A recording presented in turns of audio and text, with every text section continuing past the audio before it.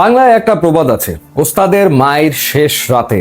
আর এই ফুটবল বিশ্বে ওস্তাদ আসলে একজনই, he is none other than Lionel Messi. Argentina এবারে বিশ্বকাপে মূলত আসলে খেলা শুরু করে যখন তারা আসলে গোল খায়, তারপর থেকেই আসলে আর্জেন্টিনার খেলাটা শুরু হয়।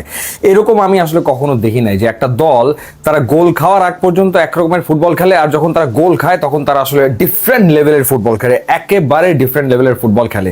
সেটাই আমরা দেখলাম বিশ্বকাপের সেমিফাইনালে ইংল্যান্ডের বিপক্ষে। ফার্স্ট হাফ যেমন তেমন ট্যাকটিক্যাল ব্যাটল চললো, মিডফিল্ডে বলের দখলে লড়াই চললো, কেউ তেমন কোনো ক্লিয়ার চান্স ক্রিয়েট করতে পারলো না। বাট সেকেন্ড হাফে গিয়ে ইংল্যান্ড গোল করে ফেলে, এবং গর্ডন যে গোলটা করেছে দারুণ গোল ছিল 55 মিনিটে। এখন কি হবে? আর্জেন্টিনা তো পিছিয়ে পড়লো 55 মিনিটে। টিকটক সময় এগোচ্ছে।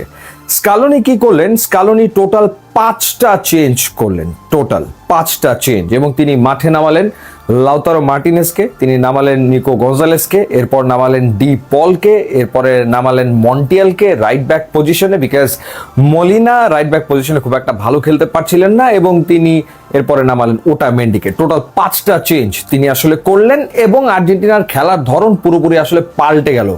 হিংস্র বাঘ হয়ে গেল প্রত্যেকটা ফুটবলার, এবং যেভাবে তারা ঝাঁপিয়ে পড়লো ইংল্যান্ডের ওপরে শেষ 25 মিনিটে, এবং তখন আসলে মনে হচ্ছিল যে আর্জেন্টিনার এই গোল শোধ দেওয়াটা জাস্ট সময়ের ব্যাপার, যে কোনো মুহূর্তে আর্জেন্টিনা আসলে গোল করবে। লাক ফেভার করছিল না, কারণ আসলে ম্যাকঅ্যালিস্টারের হেডার গিয়ে সাইড পোস্টে লাগলো, এরপর ম্যাকঅ্যালিস্টারের আর একটা শট গিয়ে আবারও পোস্টে লাগলো, মানে একই ম্যাচে ম্যাকঅ্যালিস্টারের 2টা শট গিয়ে পোস্টে লাগলো। বাট আর্জেন্টিনা তো হারতে কোনোভাবে রাজি না, তারা হারবে না, এই ডিটারমিনেশন নিয়ে এই টিমটা এবারের ওয়ার্ল্ড কাপে আসলে ফুটবল খেলছে।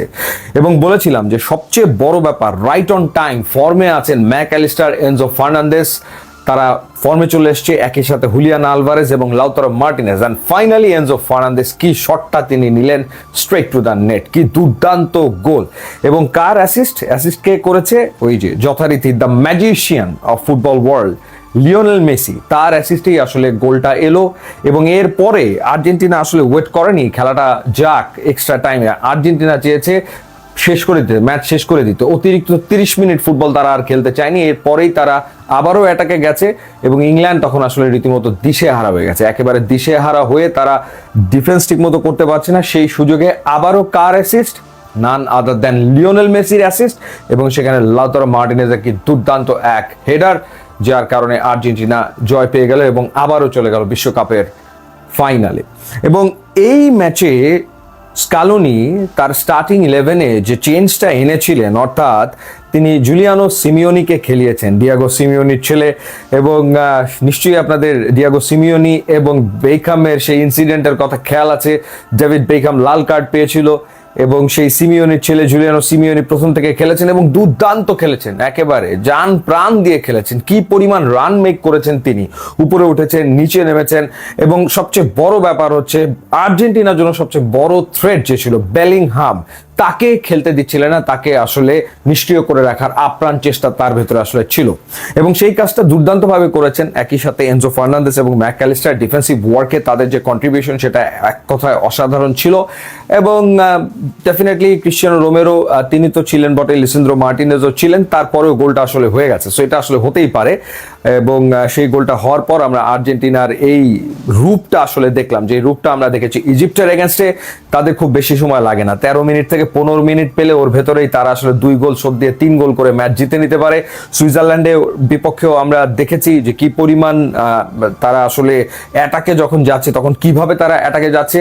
স্কালোনি ঠিক সেই কাজটাই করেছেন, এই চেঞ্জগুলো করে, এবং চেঞ্জগুলো ব্রিলিয়ান্ট হয়েছে, বিকজ যখন আসলে রাইট ব্যাক পজিশনে খেলানো হলো মন্টিয়ালকে, তখন একের পর এক ক্রস, 10টা ক্রস করেছেন মন্টিয়াল মাঠে নামার পর। এবং তখন আসলে দারুণ একটা কম্বিনেশন তৈরি হয়ে গেছিল মেসি এবং এই মন্টিয়ালের সাথে। তারপরে তো মেসিও একের পর এক ক্রস করা শুরু করলেন। যখন আসলে আর্জেন্টিনা মাঝখান থেকে ঢুকতে পারছিল না, কোনো স্পেস আসলে পাচ্ছিল না, তখন তারা ক্রসে গেছে, এবং একের পর এক দুর্দান্ত ক্রস, এবং তটস্থ হয়ে গেছিল ইংলিশ ডিফেন্স।